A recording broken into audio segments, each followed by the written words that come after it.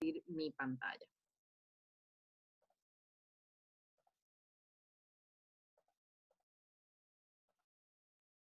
Bien, entonces empecemos con el tema del estudio de caso. ¿Qué es el estudio de caso? Yo estoy citando textualmente una definición que quería presentarles hoy, porque engloba todo lo que vamos a hablar durante la próxima hora. Los casos son la representación de una situación en la que una porción de la realidad es traída al aula, a fin de que trabajen en ella los alumnos y el profesor. Un buen caso permite la discusión basada en los hechos problemáticos que deben ser encarados en situaciones de la vida real. Es el registro de una situación compleja que debe ser seccionada analíticamente y luego reconstruida para que se entienda. Su propósito es permitir la expresión de diversas actitudes y formas de pensar a través de la discusión o intercambio de participaciones. Por lo tanto, es una situación que es real o potencialmente real y que es traída al aula para que los estudiantes puedan diseminarla, puedan seccionarla, puedan desglosarla para analizarla desde diferentes puntos de vista y reformular su opinión, su solución o su propuesta luego de hacer ese análisis. ¿Cuáles son los beneficios del estudio de caso? ¿Por qué es tan bueno? ¿Por qué se utiliza tanto? Definitivamente el estudio de caso permite conectar la teoría con la práctica de la mejor manera, porque tú puedes aplicar la teoría en situaciones reales del contexto profesional. El estudio de caso motiva al pensamiento analítico, resolución de problemas, toma de decisiones, que son habilidades y competencias de nuestro perfil de egreso y que implican una jerarquía de pensamiento alta propia de un estudiante universitario y futuro profesional. Promueve la participación activa de los estudiantes. Definitivamente en el estudio de caso los estudiantes son los encargados de hacer ese análisis, de llegar a sus conclusiones. Por lo tanto, ellos asumen un protagonismo importante. Permite poner en práctica el trabajo en grupo orientado a la colaboración. Verán en este webinar que nosotros recomendamos que el estudio de caso tenga una porción individual, pero también una gran porción de trabajo grupal. Y el estudio de caso activa el conocimiento previo de los estudiantes, dado que lo utilizan mucho para poder abordar el problema que se les presenta. Tienen que apelar a conocimientos previos para poder abordar el problema que se les presenta. Por lo tanto, cuando hablamos del enfoque por competencia, cuando hablamos de aprendizaje activo, cuando hablamos de que el estudiante se involucre, participe y aprenda haciendo, el estudio de casos es una buena metodología para poder lograr esto. Los estudiantes durante el estudio de caso desarrollan habilidades de trabajo en equipo, capacidad de aprender por cuenta propia, porque tienen que investigar la teoría que implica en esos casos, pensamiento analítico, pensamiento sistémico, pensamiento crítico, creativo, toma de decisiones, síntesis, evaluación y la capacidad de identificar y resolver problemas. O sea que con estas dos diapositivas podemos decir que definitivamente el estudio de caso es una metodología beneficiosa para nuestros estudiantes. Entonces, vamos a ver cuáles son los elementos que están siempre presentes en la metodología de estudio de caso. Son cosas que no pueden faltar y lo vamos a desarrollar a lo largo de este webinar. Lo primero es el caso, que es obvio. Tiene que existir un caso para que los estudiantes lo analicen y lo trabajen. Luego están preguntas críticas. No hay un orden en esto, simplemente voy mencionando los elementos, pero no es que tienen que estar en ese orden. Luego vienen preguntas críticas que el profesor diseña para que los estudiantes puedan analizar el caso. No es solamente ver un caso por verlo y dime tu opinión sobre esto. Es que yo voy a seleccionar como profesor preguntas importantes que son las que van a guiar todo el trabajo que van a hacer los estudiantes para analizar ese caso. El profesor es un elemento importantísimo porque tiene que diseñar el ambiente, tiene que diseñar la secuencia y todo lo que va a suceder para que ese caso pueda ser resuelto. Definitivamente el alumno es otro elemento importante porque como protagonista al fin del proceso, pues tiene que llevar a cabo todo lo requerido para poder culminar ese estudio de ese caso. Trabajo en equipo. Como les dije ahorita, el estudio de caso tiene un componente individual muy pequeño, pero su riqueza, su grueso está en el trabajo en equipo. Y por último, una evaluación, porque ya que estamos implementando esta metodología, ya que los estudiantes van a embarcar en un proceso de investigación, de análisis, de discusión y de exposición, es totalmente justo para ellos y esperado que todo ese proceso sea evaluado. Por lo tanto, la evaluación también es un elemento muy presente en la metodología de estudios de caso. Vamos a ver las características de un buen caso, porque un caso no es lo mismo que cualquier ejemplo. Y es importante que distingamos esto, porque no todo amerita, no todo ejemplo o no todo caso amerita ser llevado a la metodología. Uno no aplica esta metodología en una clase, uno lo aplica en mínimo 2 o 3 clases. Por lo tanto, si vamos a pasar tanto tiempo analizando un caso, tiene que ser bueno. Entonces, algunas características. Un buen caso provee una contextualización de la situación expuesta. Todo el mundo entiende de dónde surge la situación que estamos analizando, cuál es el contexto que la rodea, etc. Es un caso real y si no es real, es potencialmente real. No es algo fantasioso, no es algo exagerado. Tiene una aplicación directa al contexto profesional, o sea, me voy a dedicar todo este tiempo viendo esta situación que me están presentando porque es una situación que tiene que ver con mi profesión, con lo que yo me puedo encontrar cuando esté en mi contexto laboral. Como dije ahora mismo, no es exagerado, es una situación real. Muchas veces cuando estamos creando casos, pues no quiero decir que para ponérsela fácil al estudiante, sino que para que sean muchas veces pecamos de exagerar un poco las situaciones para que sea un poco más clara la solución o el análisis que se tiene que hacer ahí. Tiene buenas preguntas críticas. Las preguntas son el pilar de todo lo que van a hacer los estudiantes y van a implicar esas preguntas investigación, reflexión y discusión. Y la narrativa del caso es interesante y atractiva. Esa es otra característica de un buen caso. La narrativa es importante. Todo eso que van a leer los estudiantes tiene que ser en un tono que sea atractivo para ellos.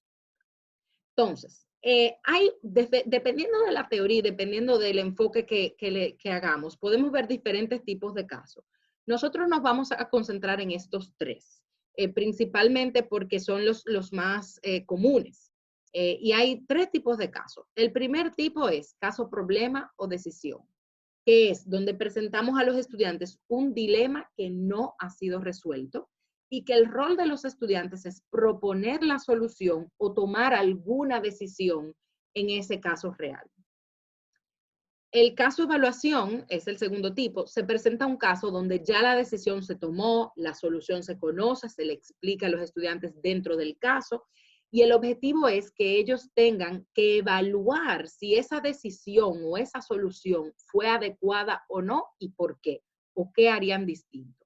O sea que en este caso ellos no tienen que verificar qué se puede hacer, sino eso que se hizo, ¿estuvo correcto o no? ¿Fue lo ideal o no? ¿Hubieses hecho algo distinto? ¿El qué? Implica una evaluación de parte de ellos para poder hacer un juicio de valor, un juicio sobre esa decisión del caso presentado. Y el tercer tipo de caso es un caso ilustración, que sirve como ejemplo de una temática donde los estudiantes no necesariamente tienen que resolver ni evaluar la decisión tomada en el caso presentado. Y les pongo un ejemplo. Cuando hablamos, por ejemplo, en psicología de psicópatas, estamos tratando la psicopatía, y yo decido presentar el caso de Ted Bundy. Y yo se lo presento en el sentido de, este es el caso de Ted Bundy, él es un psicópata, esto es un ejemplo de lo que es un psicópata, vamos a leer el caso y luego vamos a indagar un poco más sobre la psicopatía. Ahí yo no le estoy pidiendo a los estudiantes ni que tomen ninguna decisión, ni que resuelvan ningún problema, ni que evalúen si Ted Bundy es o no es un psicópata. Yo les estoy diciendo de antemano que lo es y que este caso ejemplifica o ilustra la teoría y que nosotros lo que vamos a hacer con ese caso es profundizar aún más la teoría. Es importante que distingamos en esos tres. Y el tipo de caso que vamos a escoger va a depender de cuál es el objetivo de aprendizaje que tenemos con nuestros estudiantes, cuál es la competencia que queremos desarrollar. Queremos que ellos sean completamente creativos en el sentido de que tengan que resolver un problema o tomar una decisión, o queremos que ellos sean críticos y implementen un juicio de valor al evaluar un caso que ya fue resuelto? ¿O queremos simplemente que ellos profundicen un poco más en la teoría y le ponemos un caso de ilustración? Es importante que pensemos de antemano cuál es el objetivo que tenemos para saber qué tipo de casos es que le vamos a presentar a nuestros estudiantes en las diferentes circunstancias que utilicemos la metodología. Entonces, ¿qué vamos a hacer ahora? Ahora vamos a hacer un pequeño ejercicio. Gracias, Oricel, por eso decía es correlacionado con el ABP. Ya Carmen Gloria te va a responder. Hay una relación grandísima entre estudios de caso y ABP. Incluso ABP puede presentarse desde estudio de caso, aprendizaje basado en problemas. O sea que eso es una muy buena pregunta. Entonces, ahora vamos a hacer un ejercicio donde yo les voy a presentar un caso y ustedes me van a decir qué tipo de caso ustedes creen que es. Si es un caso, problema o decisión, donde los estudiantes tienen que tomar una decisión o donde se le está pidiendo al estudiante que resuelva un problema. Si entienden que es un caso de evaluación, donde ya la decisión está tomada y se le está pidiendo al estudiante que decida si fue correcto o no, o si es un caso de ilustración donde se ejemplifica algo de la teoría. Bien, entonces, lo primero que van a hacer para el primer caso es que van a ingresar a esta página que les voy a dar y van a colocar un código. Cuando coloquen el código, se quedan ahí y vuelven conmigo a la pantalla. Ojalá puedan hacerlo desde su móvil y no desde su computadora, pero no hay problema porque pueden simplemente tenerlo ahí y luego volver a la pantalla. Pero lo importante es que lo tengan ahí porque a través de esa aplicación es que van a responder. Entonces, ingresa a menti.com. Es importante que sea Menti, porque mucha gente entra a Mentimeter, porque te lo sugiere el buscador. Es Menti. Ingresa a menti.com y te va a pedir un código. Y el código es 632450.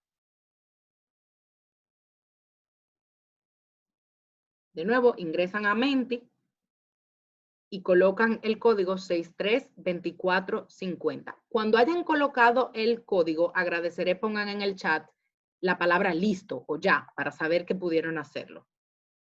Gracias, Soraya. Soraya está lista. Excelente. Excelente. Voy a dejar escrito en el chat el código para poder pasar la diapositiva para el que no haya entrado. De nuevo, menti.com, trata de borrar la palabra Mentimeter, Oricel, y escribe menti.com. 632450. Dejé el código ahí escrito por si alguien entra ahora. Entonces, vamos a leer el primer caso. Caso 1. Arteritis de células gigantes. Es un paciente de 73 años, activo y aparentemente en buenas condiciones de salud. Presenta polimialgia reumática, que implica, no se preocupen por la terminología, no la van a necesitar para que no se asusten, que implica todo eso, mialgia, rigidez, dolor e hinchazón de su muñeca y tobillo, fatiga y pérdida de peso. Al paciente le fue bien con la siguiente prescripción de tratamiento, 20 miligramos al día de prednisona, y esto se redujo lentamente, comenzando 3 meses después del control de sus síntomas. Sin embargo, los síntomas reaparecen, aunque la PCR y la BCG siguen siendo normales. El paciente fue tratado con dosis aumentada de prednisona y luego un mes después del control de los síntomas, su dosis se redujo durante 6 meses. O sea que ellos fueron cambiando el tratamiento y si el paciente respondía adecuadamente al tratamiento, le iban reduciendo la dosis. Sin embargo, él volvía con los síntomas. Y luego al paciente le fue bien durante 3 meses y luego se presentó con dificultad para masticar alimentos y dolor fugaz en las extremidades superiores. No hubo síntomas en esta ocasión y la BSG y PCR se mantuvieron normales y sin medicamentos. Se realiza una biopsia de la arteria temporal y es positiva para arteritis de células gigantes. Ahí fue que se determinó que el paciente tiene como diagnóstico arteritis de células gigantes. Las preguntas que hace el profesor a sus estudiantes para analizar este caso son las siguientes. ¿Qué es arteritis de células gigantes? ¿Cuáles son todos los posibles síntomas de esta condición? ¿Y cuáles son los tratamientos para esta condición? Dado esto que ustedes están viendo aquí, ¿Ustedes creen que esto es un caso problema o decisión? ¿Que es un caso evaluación o que es un caso ilustración? Por favor, respondan en Menti, seleccionando lo que ustedes consideran. De nuevo, ¿creen que es un caso problema o decisión, un caso evaluación o un caso ilustración? Voy a parar de compartir la pantalla para entonces compartir los resultados de la encuesta con ustedes.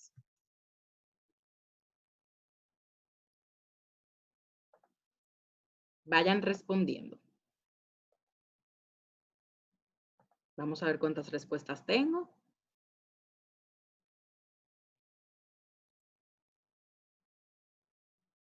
Bueno, faltan unos cuantos más. Ok, sigue aumentando. Muy bien, sigan respondiendo.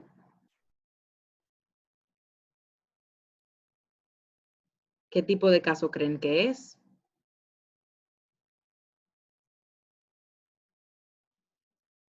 Bueno, paró de crecer el número. Ah, bueno, aquí creció. Siguen contestando. Bien, pues voy a presentar. Esto es lo que ustedes consideraron. A ver, comparto mi pantalla. Ahí se ve. Bien, esto es lo que ustedes respondieron. 13 respondieron que era un caso de ilustración, 3 que era problema o decisión y 6 que era evaluación. Definitivamente es un caso ilustración. ¿Por qué es un caso ilustración? Y vuelvo a mi presentación para proyectar el caso. Es un caso ilustración porque los estudiantes no se les está pidiendo que resuelvan el problema del paciente, ni que decidan qué hacer con el paciente, porque ya se está diciendo, el diagnóstico ya está determinado, es arteritis de células gigantes. El caso lo que hace es que desglosa cómo fue que llegaron ahí. No es un caso de evaluación porque no le están preguntando al estudiante si el diagnóstico es correcto o incorrecto. Es un caso de ilustración porque ya que tenemos el diagnóstico, el profesor lo que les está pidiendo a través de sus preguntas críticas es que indaguen aún más en la teoría. Es decir, no estamos tomando ninguna decisión ni haciendo ningún juicio de valor sobre lo que estamos leyendo. Ya se nos está dando la respuesta y se sobreentiende que es correcta. Lo que se nos está pidiendo es que abundemos más en la teoría investigando qué es. ¿De acuerdo? Entonces, vamos a entrar a Menti otra vez y vamos a colocar otro código para el próximo caso. En este caso, el código es 133755. De nuevo, menti.com. Si se les convierte en Mentimeter, tienen que borrarlo. Tiene que ser menti.com. Ingresen el código 133755. Incluso creo que les puedo ayudar colocando en el chat un enlace directo. Aquí hay un enlace directo que les voy a colocar en el chat para el que quiera ingresar a través de aquí. Ya está colocado. Ahí está el link para el que no pueda entrar a través del código. Bien. Entonces, listos y vamos a hacer la presentación del próximo caso. Caso 2 es Albert. Albert es un hombre soltero de 33 años, quien reporta experimentar un estado de ánimo deprimido luego de la disolución de una relación romántica de 6 meses. Albert describe sentirse abrumado, con sentimientos de vacío y está convencido de que estará solo para siempre. Adicionalmente, reporta que entra y sale de tratamiento psicológico por pensamientos suicidas, a pesar de que niega haber intentado suicidarse alguna vez. También niega la participación en comportamientos lesivos no suicidas. Albert reporta dificultad crónica para manejar sus fuertes emociones y reconoce que los demás lo describen como temperamental. Reconoce que puede escalar rápidamente acompañado de ira intensa sobre transgresiones menores, resultando en sentimientos de culpa y vergüenza. Su ira dificulta sostener tanto relaciones platónicas como románticas. Para sentirse mejor, Albert busca que los demás le hagan sentir mejor. Por ejemplo, llamar desesperadamente para asegurarse de que aún se preocupan por él, y bebe excesivamente, 6 o más tragos cada vez que se sienta. Tragos de vasos, no tragos de traguito. Debido a la cantidad y frecuencia de su bebida en las semanas recientes, Albert ha reportado enfermedad para no asistir al trabajo y recuperarse de la bebida de la noche anterior.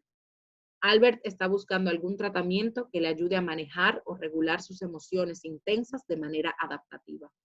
Adicionalmente, espera aprender estrategias para navegar mejor las relaciones interpersonales, como habilidades de comunicación efectiva. ¿Cuáles son los síntomas de Albert? Y esto lo presenta el profesor. El profesor presenta sus síntomas, que son consumo de alcohol, ira, depresión, irregularidad emocional, culpa, irritabilidad, ciclos de humor, abuso de sustancias, pensamientos suicidas. Y el profesor también presenta el diagnóstico y los tratamientos relacionados para cada uno de esos diagnósticos. Lo diagnosticó con alcoholismo. Y para el alcoholismo sugiere como tratamiento terapia para el abuso moderado del consumo de alcohol. Lo diagnosticó también con trastorno de la personalidad borderline, para lo cual recomendó terapia enfocada en esquemas. Esto es lo que se le da al estudiante junto con estas preguntas. Preguntas críticas. ¿Estás de acuerdo con el diagnóstico de Albert? ¿Por qué o por qué no? ¿Estás de acuerdo con los tratamientos sugeridos para su mejora?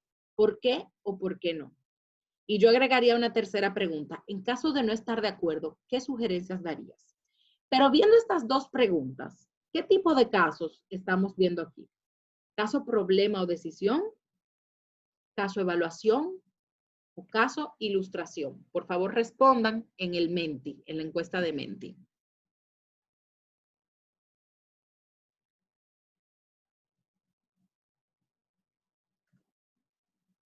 Voy a ir entrando para ver el movimiento. Tengo 5 respuestas. Hay alguien que está rayando la pantalla. Voy a parar de compartir para borrar esto.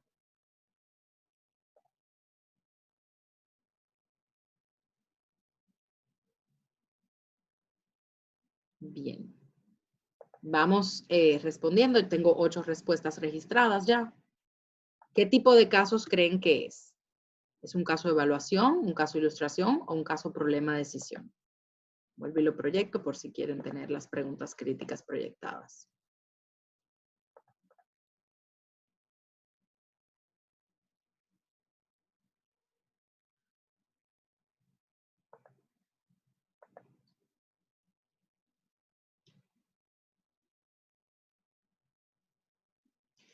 Menti es una buena estrategia para este tipo de encuestas y nos permiten ver muchas cosas. Primero, podemos saber quién es, o sea, cuánta, que no dice quién responde qué, sino cuáles son las respuestas y ahí podemos ver, bueno, si la mayoría respondió correcto, vamos bien. Si la mayoría respondió incorrecto, tengo que reorientar. También me permite saber cuántas personas están respondiendo. Por ejemplo, yo me entro aquí a la cantidad de participantes y veo que tenemos un total de 49 participantes, pero solo tengo 14 respuestas. Por lo tanto, eso quiere decir que faltan muchos por participar y les motivo a que respondan el cuestionario. Lo voy a refrescar a ver si alguien más ha respondido.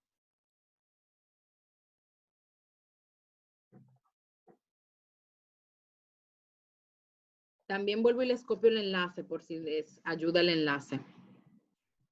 Ok, vamos a dar 30 segundos más para que puedan responder y luego entonces proyectar las respuestas. Si quieren, también pueden poner la respuesta en el chat, no se preocupen, para que no se sientan que dejaron de participar. Pueden responderla en el chat.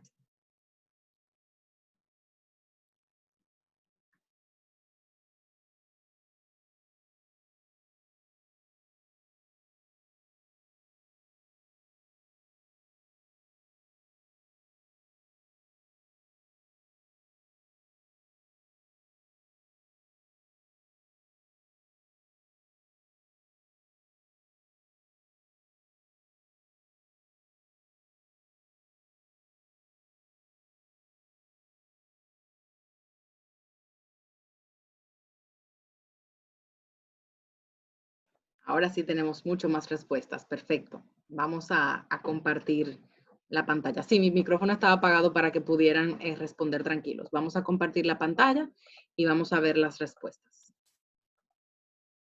A ver, aquí lo estamos viendo. En la primera yo puse que las respuestas se pusieran como unas barras. Ahora estoy pidiendo que se ponga como una dona. Vamos a ver. Aquí hay 3 tipos. ¿Qué tipo de caso es el de Albert? 9 dijeron evaluación, 1 dijo ilustración y 10 dijeron problema o decisión. El caso de Albert es de evaluación. ¿Por qué es de evaluación? Porque estamos dando ya el diagnóstico y los tratamientos y le estamos pidiendo al estudiante que diga si está de acuerdo o no con ese diagnóstico y que si está de acuerdo o no con esos tratamientos. Le estamos pidiendo al estudiante que evalúe lo que se hizo. Por lo tanto, no es un caso de problema o decisión porque él no tiene que resolver o diagnosticar el caso de Albert. Ya está ahí. Lo que ellos tienen es que evaluar si ese diagnóstico y esos tratamientos que se están proponiendo son o no los correctos. Vuelvo y repito, en el caso de arteritis de célula gigante, el diagnóstico se dio y lo único que se le pide al estudiante es que abunde más en la teoría. Eso es un caso ilustración. En el caso de Albert, se da el diagnóstico y el tratamiento y lo que se le está pidiendo al estudiante es que diga si está de acuerdo con él o no, con el diagnóstico y con los tratamientos. Por lo tanto, tiene que hacer una evaluación crítica de lo que se diagnosticó y de los tratamientos que se propusieron para decidir si realmente está de acuerdo con los temas sugeridos. Bien, entonces, vamos a ver otro caso más. Entramos a Menti, los que tienen problemas ingresando, pues entonces respondan por el chat, ingresen a Menti, aquí está el código, 999916. 999916.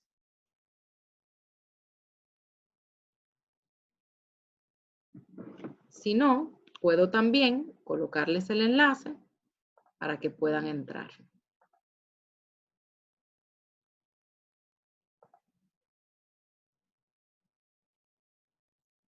Y este tercer caso que yo les voy a presentar es un caso tomado de la Universidad de Bentley.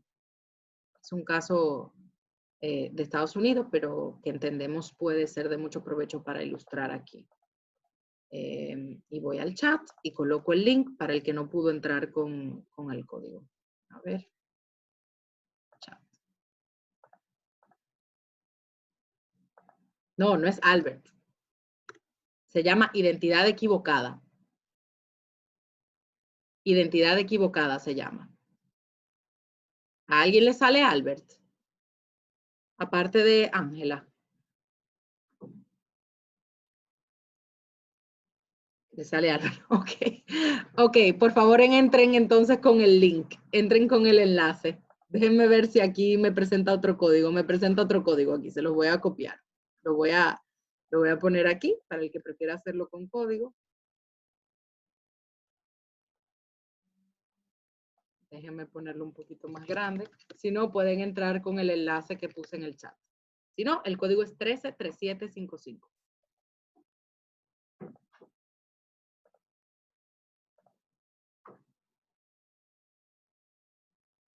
Ok. Vamos entonces a ver. Vamos a ver el caso. Identidad equivocada.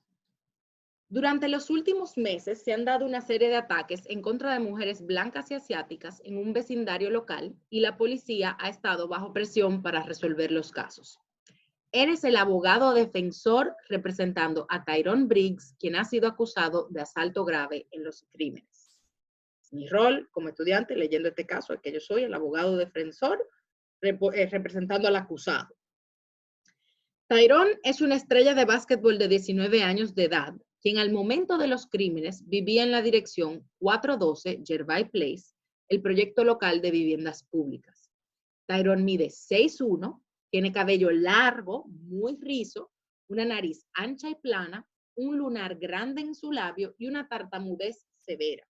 Por lo tanto, si leemos la descripción de Tyrone, podemos decir que es una persona fácil de identificar si nos lo ponen enfrente. La descripción general dada por los testigos, la mayoría de ellos víctimas de los asaltos, durante el momento de los ataques fue que el atacante estaba en edad de principios de los 20, que tenía piel clara, pesando entre 170 y 200 libras, con un afro corto y posiblemente inicio de calvicie. Ninguna de las víctimas mencionó un lunar ni tartamudez al momento de los ataques. Luego de esto, y esto lo agrego yo porque el caso es largo, nosotros lo recortamos, se hizo una línea de identificación, no sé si ustedes han visto en las películas que cuando se acusan a alguien, pues se toman diferentes sujetos con características similares y lo colocan en una línea para que la persona que está detrás del cristal pueda identificar y decir fue él, fue él, fue él. Así fue que Tyrone fue acusado. A él lo seleccionaron de esa línea de identificación. Recientemente leíste un artículo escrito por otro abogado defensor que resalta algunos de los problemas con la identificación por parte de testigos y han buscado la normativa del Instituto Nacional de Justicia para orientarse. Basado en tu lectura sobre cuáles son esos problemas con la identificación por parte de testigos y lo que dice esa normativa, basado en esa lectura, ¿tú crees que Tyrone es víctima de identidad equivocada? Sin embargo, las 5 víctimas y un hombre afroamericano que pudo detener brevemente al atacante a punta de pistola han identificado a Tyrone como el hombre que cometió los crímenes.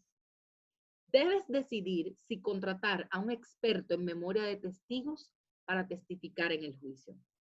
Debido a que cuesta mucho dinero contratar a ese experto, quieres estar muy seguro de que realmente puede sembrar duda en la veracidad de los testimonios de las víctimas. Voy a dar un poco de contexto en este caso. El caso está casi perdido, porque 5 de las víctimas, de las 6 víctimas, 5 de las 6 están diciendo que fue Tyrone, lo identificaron, y una persona que defendió a una de las víctimas también está diciendo que es Tyrone. En tu cabeza tú dices, bueno, pero es que la descripción no es la correcta, o sea, aquí tiene que haber un error, él tiene que ser víctima de identidad equivocada. Sí, pero la realidad es que el juicio está casi perdido. Por lo tanto, tú tienes que pensar si contratar a ese experto en memoria de testigos realmente va a valer la pena o realmente tiene la oportunidad de salvar el caso. Como el abogado defensor, debes decidir si contratar o no al experto en memorias de testigos. Preguntas críticas. ¿Crees que Tyrone Briggs es una víctima de identificación equivocada? ¿Por qué o por qué no? ¿Cuáles factores hacen que los testigos sean confiables? ¿Cuáles factores no hacen que los testigos sean confiables? ¿Qué tipo de caso es este? ¿Problema o decisión? ¿Evaluación o ilustración? Pueden responder en Menti.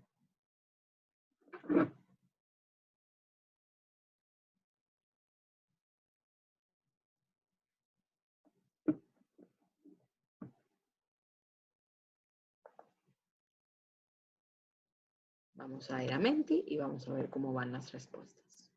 Uy, muy bien. Tengo mucho más actividad en este. Qué bueno. Qué bueno. Uy, y están en empate. Vamos a ver, ¿qué creen que es? ¿Caso ilustración, caso problema o decisión o caso evaluación?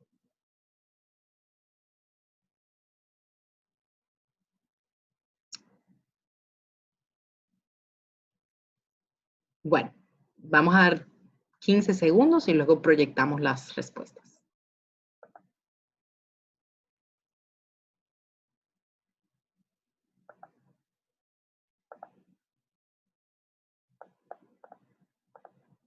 A ver, proyecto entonces. En este caso seleccioné la gráfica de Pi para presentar los resultados. 20 dicen que es problema o decisión, 15 que es evaluación, 21 que es problema o decisión, 15 que es evaluación y 1 que es caso ilustración. La respuesta es problema o decisión. ¿Por qué? Porque el caso te lo dice justamente ahí. Tú tienes que tomar la decisión de si contratar o no al experto en memorias de testigo. Tú tienes que decidir si vale la pena hacer esa contratación sabiendo que es un caso perdido. Entonces, tú crees realmente que Tyrone es víctima de identidad equivocada, pero la realidad es que tú tanto un caso perdido, o sea, es un dilema. ¿Vale la pena gastar ese dinero con este experto? ¿Realmente nos va a salvar o no? Tú tienes que tomar esa decisión. Entonces, la respuesta es que esto es un caso problema o decisión.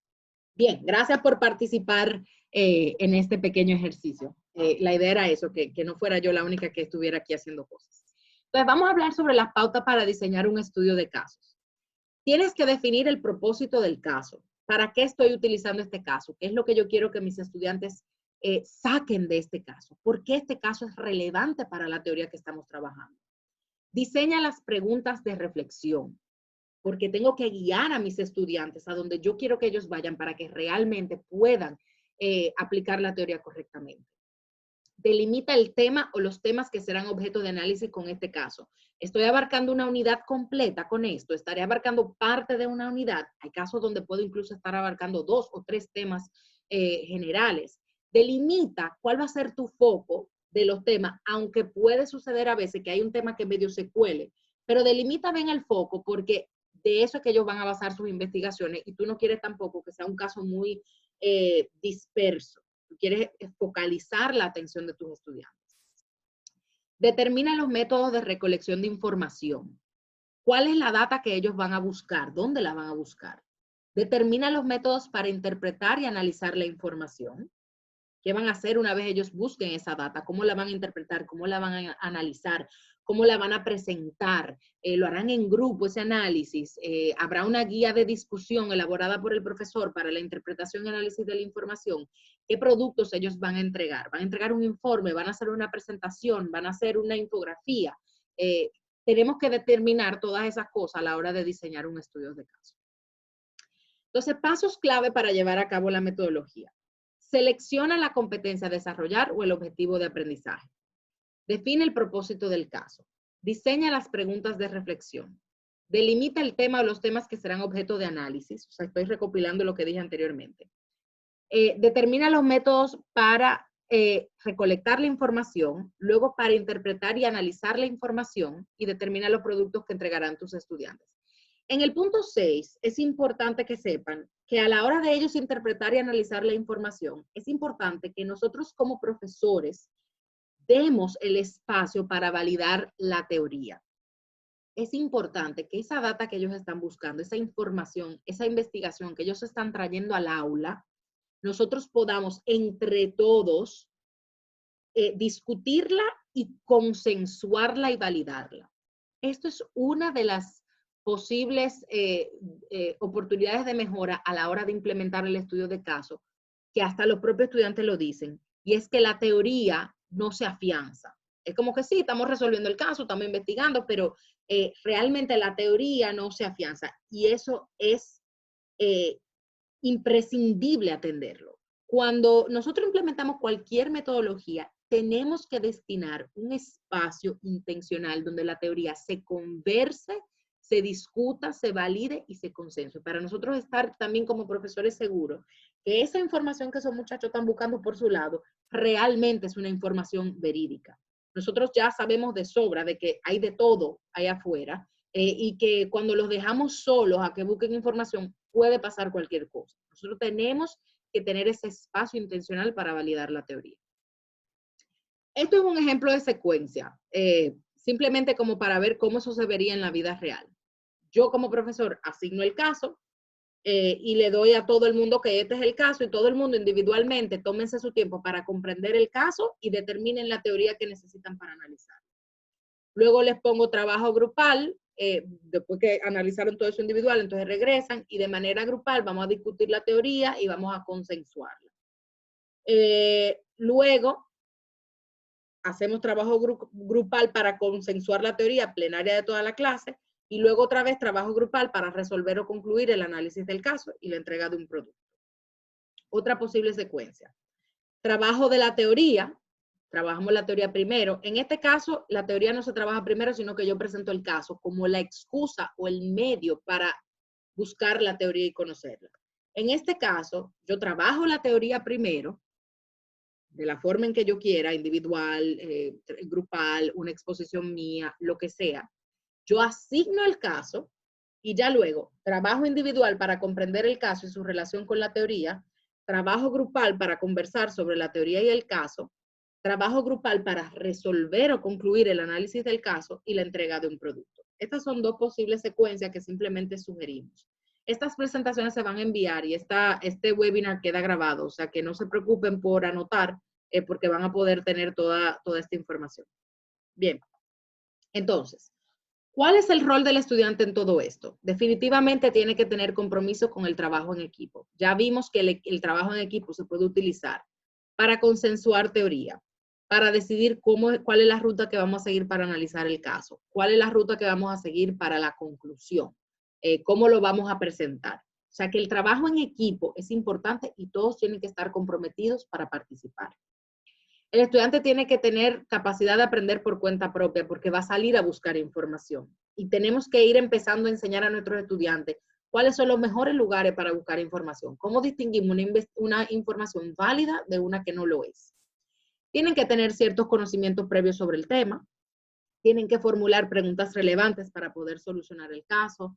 ¿Qué tal si hacemos esto? ¿Qué tal, por ejemplo, en el caso 3 de Tyrone Briggs, pudiéramos decir, ¿qué les parece si nosotros contratamos a la memoria de testigo alegando esto y esto y esto? O en el caso de Albert, que fue diagnosticado con alcoholismo y el tratamiento, ¿qué les parece si en lugar de ese tratamiento proponemos que puedan hacer buenas preguntas, que puedan comunicar efectivamente la expresión de sus opiniones, juicios y posibles soluciones? Una de las riquezas de los análisis de los casos son precisamente las sustentaciones. ¿Cómo tú llegaste a esa conclusión? ¿Cómo tú justificas esto que tú me estás diciendo? Y definitivamente tienen que escuchar atentamente las opiniones de los demás. El rol del profesor tiene que tener definitivamente muy claro los objetivos que persigue con el caso presentado. Tiene que formular muy buenas preguntas para el caso. Esas preguntas tienen que motivar a la reflexión, profundización y que ayuden a clarificar ideas. Tienen que promover la participación. El profesor es un mediador en debates y discusiones grupales. Administra bien el tiempo para resolver el caso, indica claramente cuáles son los pasos a seguir para resolver el caso y promueve la reflexión grupal de los aprendizajes logrados. Por lo tanto, el profesor, como facilitador al fin, tiene que ser creativo en el diseño de ese gran laboratorio donde sus estudiantes van a estar trabajando bajo sus directrices. Entonces, con esto terminamos la introducción de lo que es el estudio de casos. Para que comprendan en qué consiste la metodología. Ahora le vamos a explicar cómo se pudiera ver esto en la educación virtual. Entonces, algunas estrategias para la transición en línea, sobre todo los que ya hacían estudios de caso en la presencialidad. Lo primero es que ajusten sus expectativas. ¿En qué sentido? No todo lo que usted tiene en la cabeza que va a hacer, realmente lo va a poder hacer. Eso es una realidad. De acuerdo a algunas investigaciones, en la transición virtual se cubre del 75 al 90% del contenido total. Acepta esa información. Hagamos las paces con el hecho de que no vamos a poder abarcarlo todo como lo hacíamos en la presencialidad. Deja a un lado la comparación de la educación presencial versus educación virtual, cuando estén listos para hacerlo. Los que están iniciándose en educación virtual, es casi imposible que no hagan esa comparación. Háganlo muy al principio, pero ya luego dejen de estar haciendo esa comparación y simplemente piensen en modo educación virtual. Ustedes han oído una frase muy famosa que dice, piensa fuera de la caja. Pues miren, ya, no hay caja. Ya la frase piensa fuera de la caja está obsoleta. Ya no piensen que nunca hubo una caja. Y entonces traten de hacer lo que puedan con esta nueva realidad. Menos es más. Planifica para menos de lo que hubieses planificado en una sesión presencial. Y se van a ir dando cuenta, si no se han ido dando cuenta desde ahora con las cosas que han ido haciendo, de que definitivamente hay que planificar para menos. Como el estudio de casos tiene un componente de trabajo grupal muy grande y tiene un componente de discusión, nosotros necesitamos a estudiantes motivados e integrados, porque si no, las discusiones no se van a enriquecer y en los trabajos grupales pues no se le va a sacar el provecho. Entonces no vamos a tener forma de realmente hacer estudios de casos para lo que está hecho, que es para la riqueza del pensamiento analítico, del pensamiento crítico, de la solución de problemas. Entonces, ¿cómo podemos realmente motivar e integrar a nuestros estudiantes aún en esta educación virtual? Diseña actividades grupales en las que los estudiantes tengan que compartir su pantalla. Si están haciendo un análisis del caso o de la teoría para consensuar la teoría, pídeles algún producto rápido que ellos puedan proyectar en su pantalla, que no seas tú como profesor el único que la comparta. Igual cuando lleguen a la conclusión del caso, pues que lo hagan de la misma manera. Intenta tener invitados. Esto puede sonar un poco difícil, pero la realidad es que en la educación virtual no tenemos las trabas que teníamos en la educación presencial. Yo he tenido invitados hasta del otro lado del mundo. No es que siempre vamos a poder tenerlo, pero si esto es un caso famoso o un caso donde conocemos a alguien que haya tenido experiencia con algo similar, podemos traerlo para que pueda enriquecer a nuestros estudiantes. Planifica invitaciones particulares para la participación, tanto antes de clase como durante la clase. Esto lo voy a repetir de nuevo más adelante, pero ¿a qué me refiero con esto? Cuando la discusión es tan como pobre, o sea, que no hay mucha participación, yo puedo tomar a 2 o 3 estudiantes y decirle de antemano, mandarle un correo y decirle, mira, en la clase de la semana que viene, nosotros vamos a hablar de este tema. Me encantaría saber tu opinión al respecto. Me gustaría saber ese día qué opinas, que participes. Es como una manera de preparar a los estudiantes para que puedan aportar a la discusión. Otra estrategia, aprende a leer la situación para verificar si están atentos. Mira sus caras durante la videoconferencia, el lenguaje no verbal. Yo voy a parar de compartir mi pantalla para que ustedes me puedan ver aquí. Dicen que no se escucha en el chat. ¿Me escuchan? Voy a tratar de compartir mi pantalla. A ver. Pero veo que hay como una... ¿Me ven a mí? Porque yo veo otra cosa. Ah, ok. Parece que es un error entonces de mi propio Zoom, pero me quedo tranquila. Si me ven a mí, pues entonces procedo. No es lo mismo. Yo como profesor que uso le pido a mis estudiantes que prendan sus pantallas. No es lo mismo un estudiante que está así, mientras alguien está hablando, se nota que yo estoy atenta, ¿verdad? A un estudiante que está así. Hoy yo estaba en un encuentro con estudiantes y había uno que estaba así. Ahí estamos claros de lo que está pasando. No es lo mismo tampoco un estudiante que está así. O un estudiante que sabemos que está navegando en el internet. Lo que tienen espejuelos, las pantallas se proyectan y muchas veces uno le ve en los espejuelos otra cosa que no soy yo o no es mi presentación y uno dice, ok, definitivamente no está en la clase. Entonces, aprendan a leer el lugar viendo las caras de sus estudiantes a ver si realmente están o no motivados. Por eso vuelvo y comparto pantalla, simplemente quería hacer un ejemplo de esto. A ver.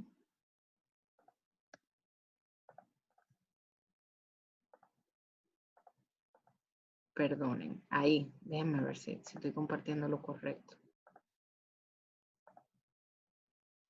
Ok. Seguimos.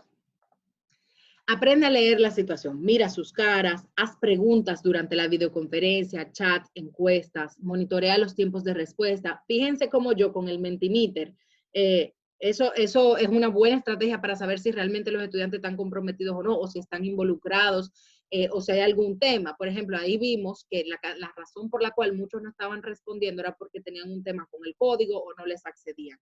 Pero si no hay ninguna de esas situaciones y vemos que tenemos 30 estudiantes, de los cuales han respondido 6, eso nos deja dicho que no hay una motivación o una integración de parte de ellos. Y utiliza las analíticas de la PBA, sobre todo para las clases asíncronas. La PBA nos dice cuándo ingresa un estudiante, cuánto tiempo duró ahí. Utilicemos eso para saber si realmente están entrando y haciendo aquello que nosotros le estamos pidiendo que hagan. Entonces, algunas estrategias para el trabajo grupal. Maximiza y eficientiza el valor de los grupos. No caigamos en trabajo grupal para simplemente que se junten y que se distraigan y hagan algo diferente. Que realmente lo que ellos estén en grupo, haciendo en grupo, tenga valor, aporte al tema, al aprendizaje.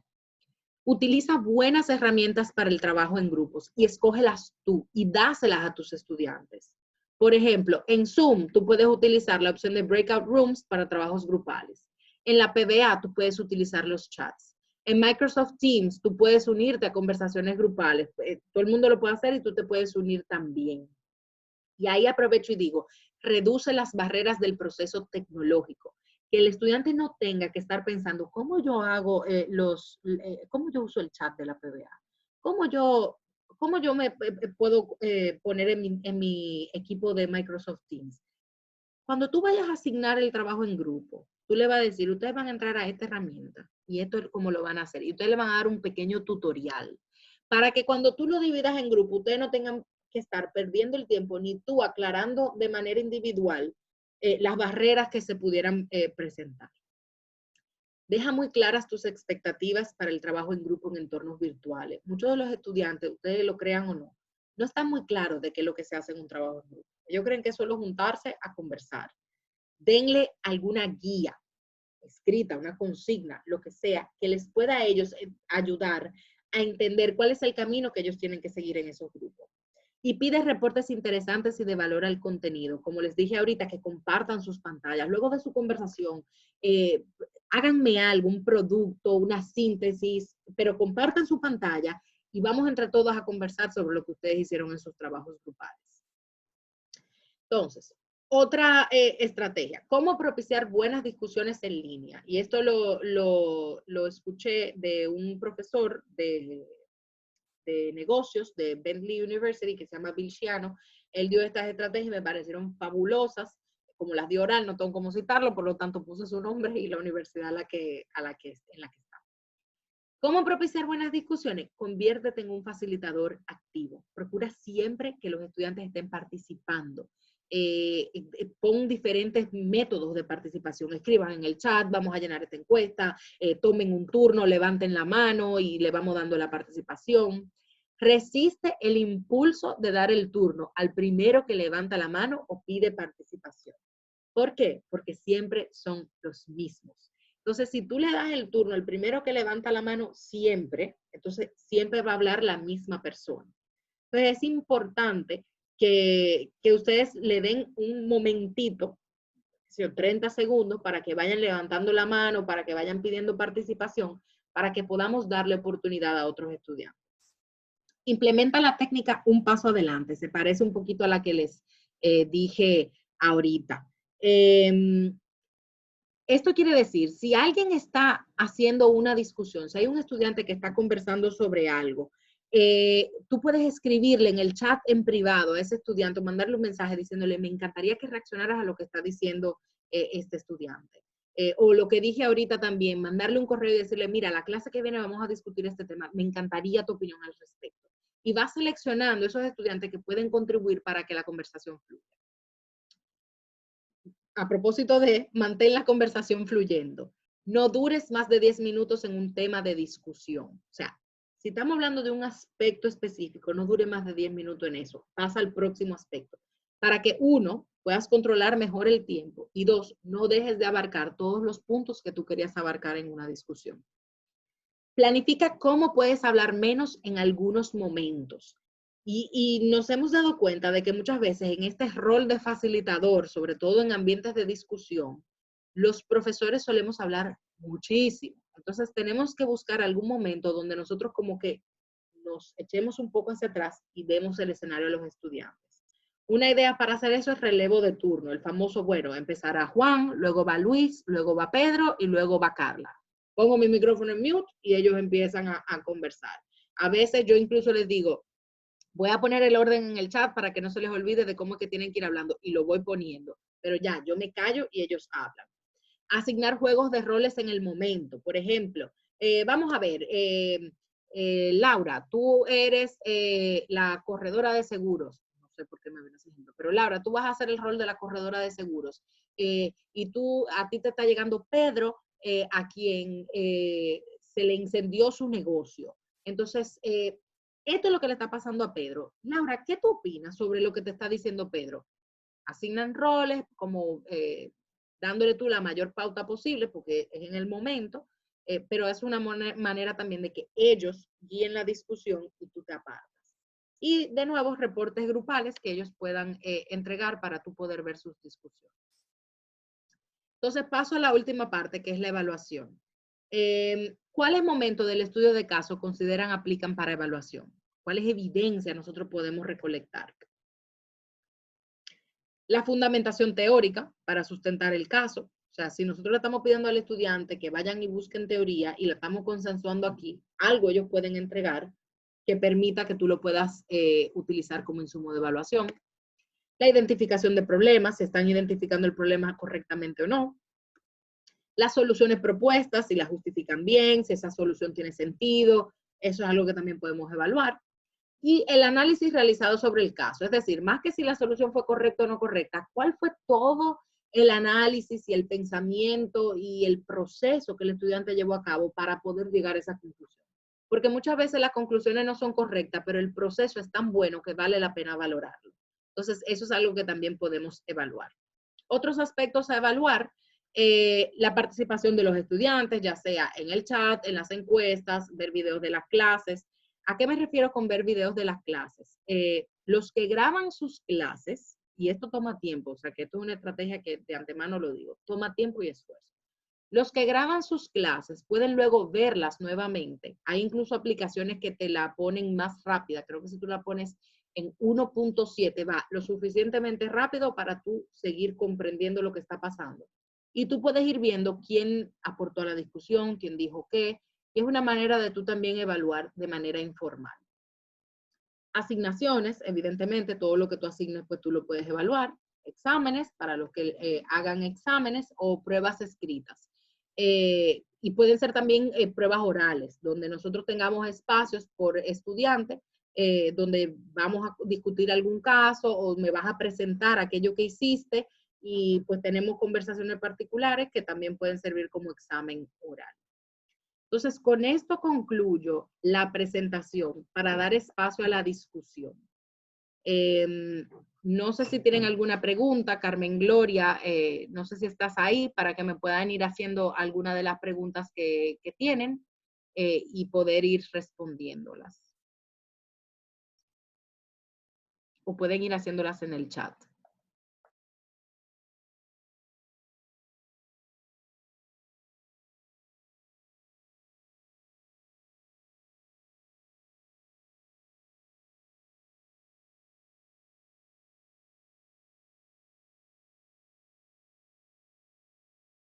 Me pregunta Oricel en el chat que si hay una correlación con el ABP. Sí, como les dije, aprendizaje basado en problemas es un problema que ellos tienen que resolver. O sea, que se parece mucho al tipo de caso de problema o decisión. Por lo tanto, sí, hay una correlación importantísima. Incluso los pasos son muy parecidos y se pudiera decir que es como una especie de estudio de caso, el ABP. Bien. ¿Recomiendan que conozca el caso previamente los estudiantes? Sí, claro que sí. Porque la riqueza no es si conocen o no el caso, la riqueza está en las preguntas que yo hago sobre el caso. O sea que no hay ningún problema con eso.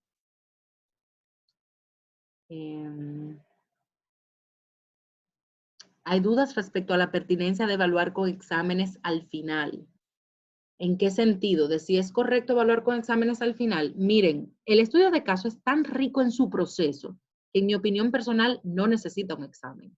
Porque es tanto lo que los estudiantes pueden hacer y entregarte como evidencia que no es necesario hacer un examen para verificar la teoría, porque ya la teoría no solamente te la están explicando en un momento, sino que te la están entregando en un producto donde para colmo la aplicaron perfectamente a la práctica. O sea que en mi opinión personal, yo no hiciera exámenes. Sí es posible hacer exámenes luego del estudio de caso para verificar la teoría. O sea, es una opción. Pero francamente, yo no lo hiciera. ¿Dónde puedo encontrar el video de esta clase? Luego de una semana, nosotros lo subimos a nuestra página web, que es pucamaima.edu.do /cdp. Ahí está todo lo que tienen lo nuestro. José Alejandro dice que el estudio de caso es valiosísimo para desarrollar destrezas cognitivas y comunicativas, sobre todo. Así es, así es.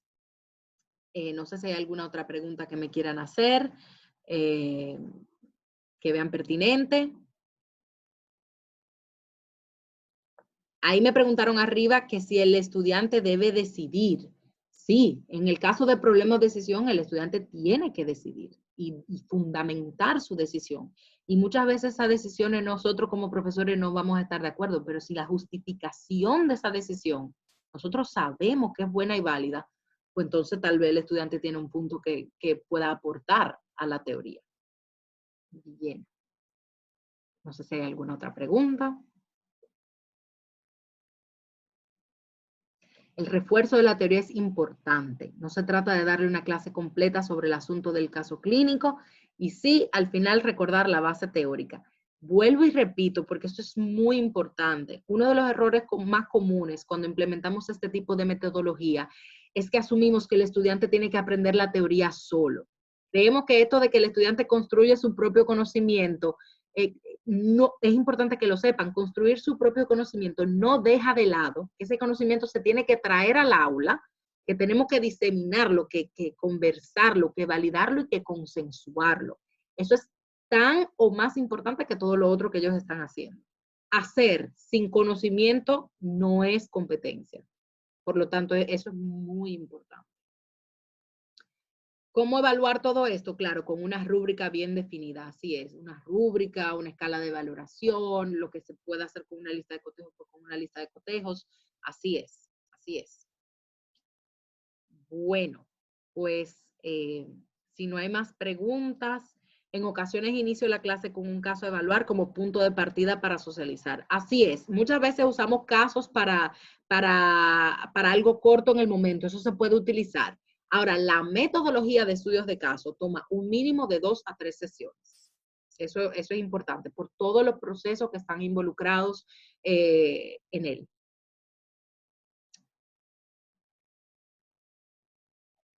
Una técnica, el Big Blue Button para las actividades grupales tiene la opción de usar video.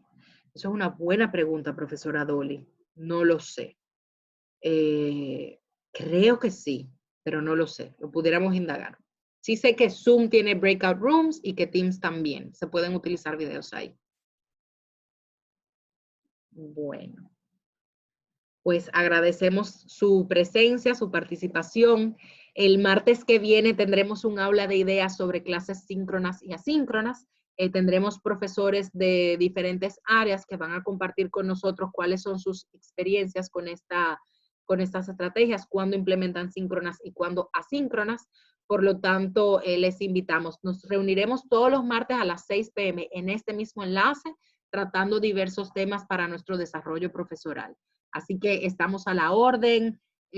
Pueden contactarnos para cualquier pregunta que tengan, cualquier duda.